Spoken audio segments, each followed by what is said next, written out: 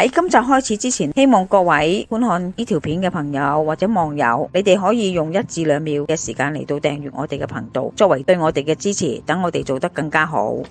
今日同大家分享嗰個家常小菜呢，就要讀慢啲先得個杏鮑菇炒肉絲，就加西芹，一定要有薑同埋紅葱頭，辟聲啊，辟寒。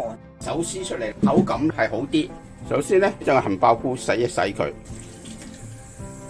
杏鮑菇嘅大細長短咧係冇咩嚴格要求，我哋將佢切成適合口感嘅一個長度。呢一個比較長，咁我將分到兩邊，準備一啲乾淨水，就將佢搣開兩邊，調一調，咁將撕開放喺一個盤度浸住佢，唔好等佢乾，由得佢濕，一陣間炒起上嚟嗰時咧就更加方便。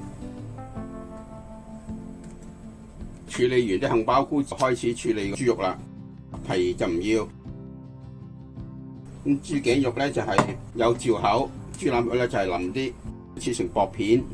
豬腩肉佢唔係話全瘦咧，嗰啲肉絲咧就會好鞋。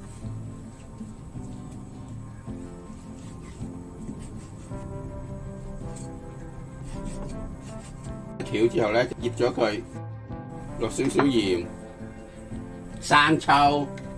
油，而家唔好落豆粉住，到15分鐘之後先再落豆粉。睇一口佢，將啲頭咗去。呢隻芹菜咧新品種啊，叫脆芹，就係比較甜啲同埋比較爽啲嘅。咁我哋將佢切絲。喺呢度嚟講，主要係一個配菜，個菜咧睇起上嚟咧好睇啲。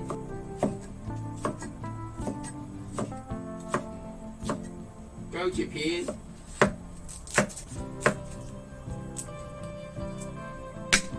肉絲我哋醃咗15分鐘，我哋就落啲豆粉落去，可以使到嗰啲肉絲更加滑，加少少水落去，等嗰啲肉絲唔好黐埋一大嚿。首先咧，你炒咗啲芹菜，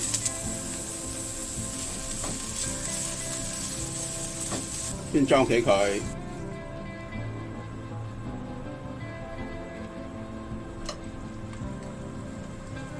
先炒肉絲。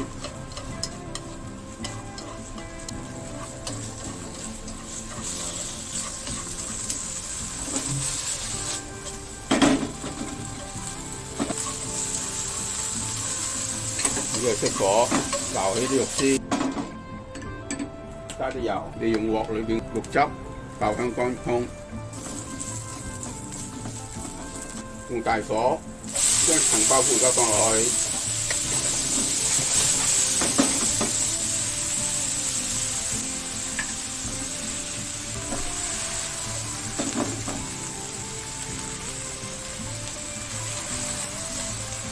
呢個杏鮑菇有少少變顏色，黃黃地嘅就可以放埋啲炒嗰啲肉絲，燜一陣間，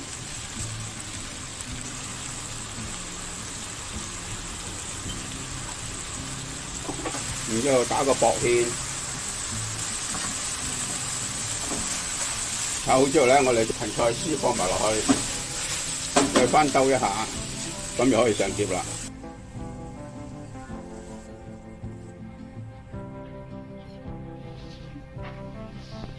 今集已經差唔多啦，多謝各位嘅收睇。詳細食譜我哋會上傳喺 Facebook 嘅專頁裏邊，有興趣嘅話可以查閱。另外，如果喜歡我哋頻道嘅話呢，可以訂閱我哋嘅頻道，以作對我哋嘅支持。希望大家喜歡，我哋下集再見啦，拜拜。